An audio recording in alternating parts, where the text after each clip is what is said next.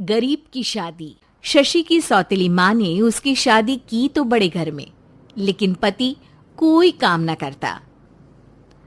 आप ससुर जी के साथ काम पर क्यों नहीं जाते? हाँ जाऊंगा, लेकिन कल से। आज जरा मैं दोस्तों के साथ घूमने जा रहा हूँ। शशि के 2 बच्चे होते हैं, लेकिन रमेश का हाल वैसा का वैसा ही रहता है। एक दिन, सुनिए ना, बच्चा रो रहा है, इसके दूध के लिए पैसे नहीं है। अरे तो पिताजी से ले लो ना। क्यों? अगर आप में कमाने की क्षमता नहीं थी तो शादी क्यों की? तभी घर आई बड़ी ननद बोल पड़ती है। आहा हा हा, तुम्हारी माँ को साफ साफ कह दिया था कि लड़का ना कमाता है ना कभी कमाएगा। हम 4 बहनें हैं इसका ख्याल रखने के लिए, और पिताजी का इतना सारा पैसा, तुम्हें किस चीज की कमी रखी है? लेकिन थोड़े ही सालों में तकदीर बदल जाती है। शशि का ससुराल गरीब हो जाता है। सब बिकने के बाद शशि अपने पति, बच्चे और सास के साथ किराए के मकान में आ जाती है। मैं कोई नौकरी करना चाहती हूँ दीदी। अरे इतने बड़े घर की बहू थी शशि, तुम नौकरी करोगी? नहीं नहीं नहीं नहीं। नहीं करूंगी तो घर कैसे चलेगा? बच्चों को भी तो पालना है ना। तभी शशि का भाई आ जाता है। शशि, ये ले राशन का सामान, किसी भी तरह की कोई भी जरूरत हो तो बताना। भाई, अब मैं नौकरी करूंगी। देख बहन, वैसे तो मैं तेरे साथ हूं, लेकिन हाँ, मैं ये भी चाहता हूं कि तू अपने पैरों पर खड़ी हो जा। शशि को एक प्ले स्कूल में छोटे बच्चों को संभालने की नौकरी मिल जाती है। एक दिन, शशि, मेरे स्कूल को अब तुम संभाल लो। मैं कुछ दिनों के लिए अपने बेटे के पास जा रही हूं। लेकिन प्ले स्कूल अकेले मैंने कभी नहीं संभाला है। अब ये सब मैं नहीं जानती। इतने महीनों में तूने जो देखा, बस पूरे आत्मविश्वास के साथ उसे करना। शशि नीलम के जाने के बाद पूरे 1 महीने उसका स्कूल अकेले संभालती है, और फिर एक दिन आता है जब वो अपना खुद का स्कूल भी खोल लेती है। वाह शशि, तुमने आज मेरा सर गर्व से ऊंचा कर दिया। तुम्हारा यही आत्मविश्वास तुम्हें बहुत आगे ले जाएगा। नीलम, बहुत आगे जाने की चाह नहीं है, बस ये छोटा सा स्कूल मेरे बच्चों की अच्छी शिक्षा में मेरी मदद करे, यही मैं चाहती हूँ। शशि थोड़े थोड़े पैसों से ही अपना परिवार पाल रही थी। एक दिन उसके घर उसकी बड़ी ननद आती है।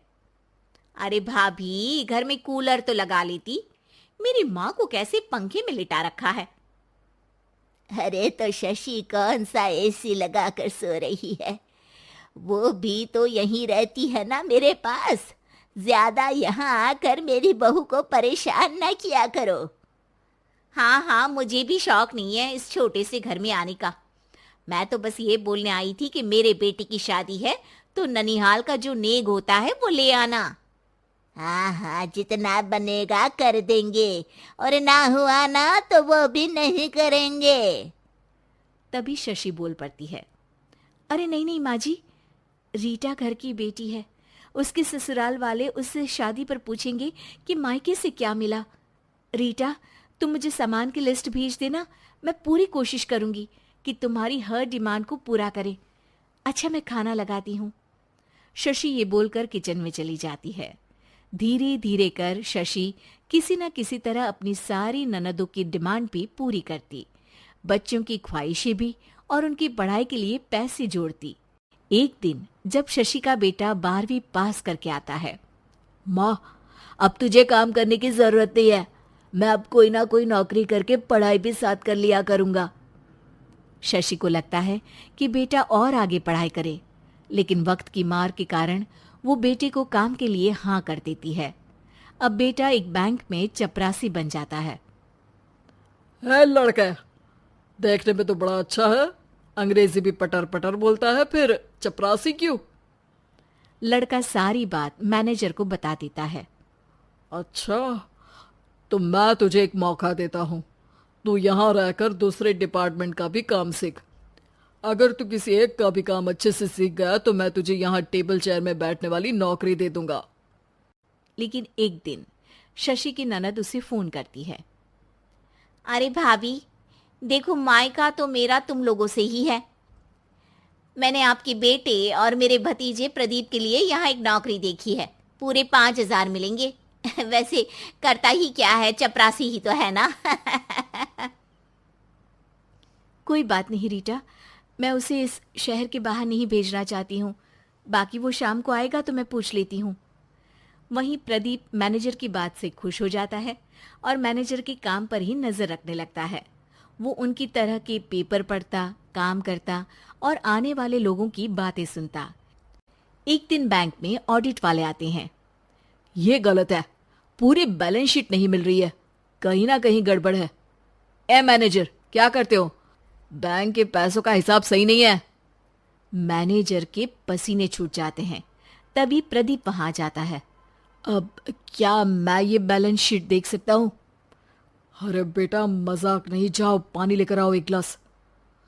प्रदीप मैनेजर को पानी लाकर देता है और फिर ऑडिटर से कहता है, देखिए सर, मैं आपको बता सकता हूँ कि कैसे बैलेंस शीट को आप लोग गलत तरीके से जोड़ रहे हैं।